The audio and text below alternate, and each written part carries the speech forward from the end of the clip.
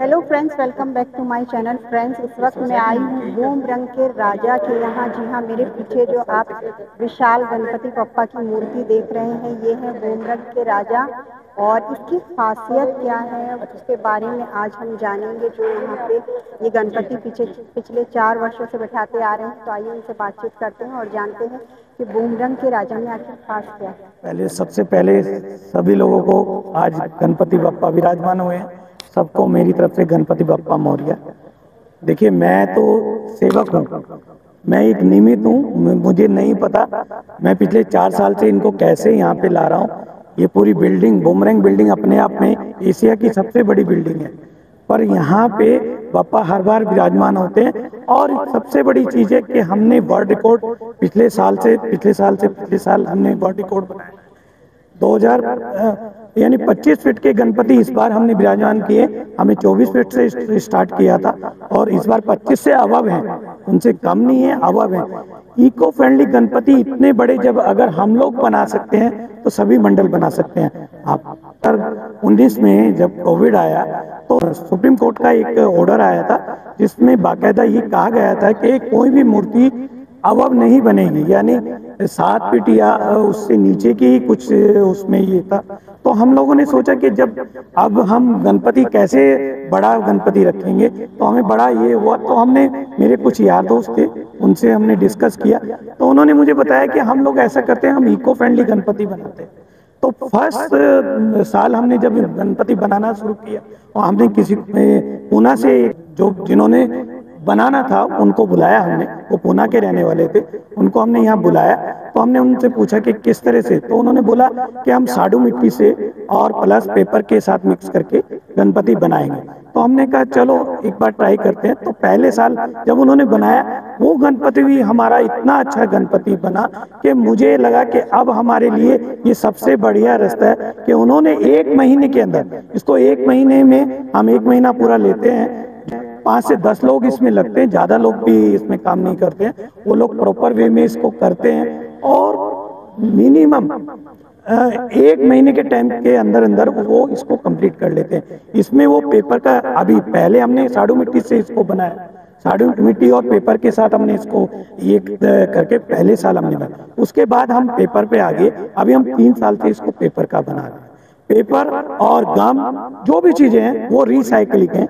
सबसे बड़ी बात है, इको फ्रेंडली गणपति का मतलब क्या है? इको फ्रेंडली गणपति का मतलब ये है कि ये ऐसा नहीं है कि हम जब इसको यहाँ पे विसर्जन करते हैं तो बाकायदा पूरे मीडिया को दिखाते हैं, यहाँ पे सावर चलता है ऊपर से और यहीं पे ये 3-4 घंटे में जो भी होता है वो होके प्रॉपर पेपर उसमें आ जाते हैं। तो ये चीज सबसे बड़ी चीज है कि देखिए, अभी लॉ एंड ऑर्डर सब जगह गणपति है, लॉ एंड ऑर्डर को बहुत स्ट्रिक्ट रखना है, बहुत सारी प्रॉब्लम होती है। तो अगर सारे मंडल, मैं कह रहा हूँ, आप जो क्लस्टर के गणपति होते हैं मोस्टली लोग बनाते हैं, वो समुद्र में जाके विसर्जन करते हैं। पर मैं, देखिए, मैं भगवान का ये हूँ, मैं कुछ नहीं बोल सकता।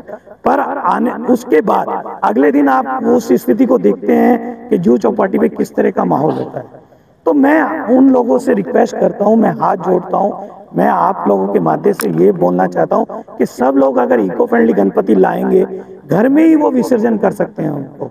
तो ये जो प्रॉब्लम है, जो तकलीफ रोड की होती है या बाहर बहुत सारी चीजें रोड पे बप्पा के हाथ पैर या ये मिलते हैं चौपाटी के बीच पे, तो वो सब चीजें खत्म हो जाएंगी और सभी लोगों को आने वाला, सबसे बड़ी बात है पोल्यूशन।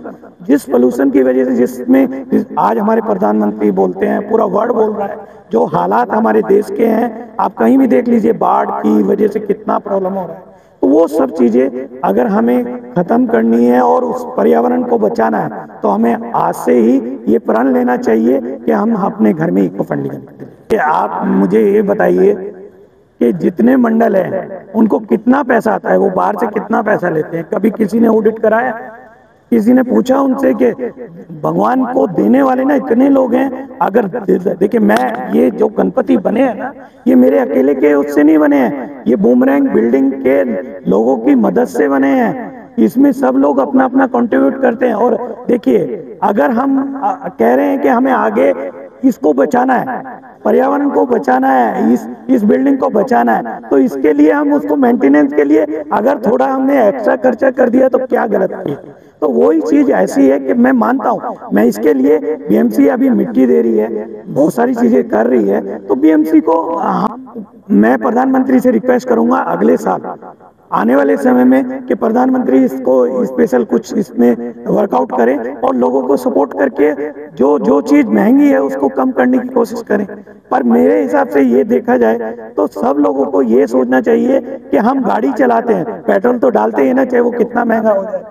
इसी तरह भगवान को हम ला रहे हैं तो भगवान में हम और चीजों में भी तो खर्चा करते हैं। अगर हम बप्पा के मूर्ति में थोड़ा ज्यादा खर्चा करके इको फ्रेंडली ले आए तो इससे बड़ी बात क्या हो सकती है। सब लोगों के लिए फायदा है ना, वो उनके लिए भी फायदा है और लोगों के लिए भी फायदा है।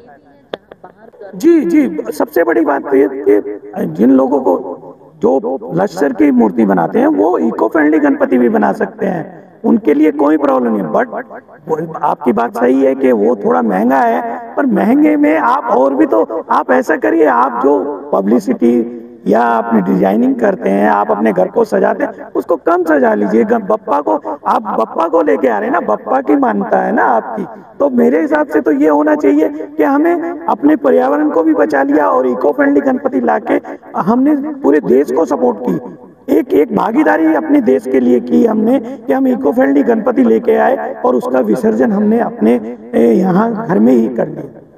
Thank you. तो फ्रेंड्स आज के वीडियो में बस इतना ही। उम्मीद करती हूँ कि ये वीडियो आपको अच्छा लगा होगा। फ्रेंड्स ये वीडियो अगर आपको अच्छा लगा है तो लाइक, कमेंट, शेयर और सब्सक्राइब जरूर करें और बने रहें मेरे चैनल के साथ। मिलते हैं किसी दूसरे वीडियो में, तब तक के लिए take care, have a nice day और गणपति बप्पा मोरया।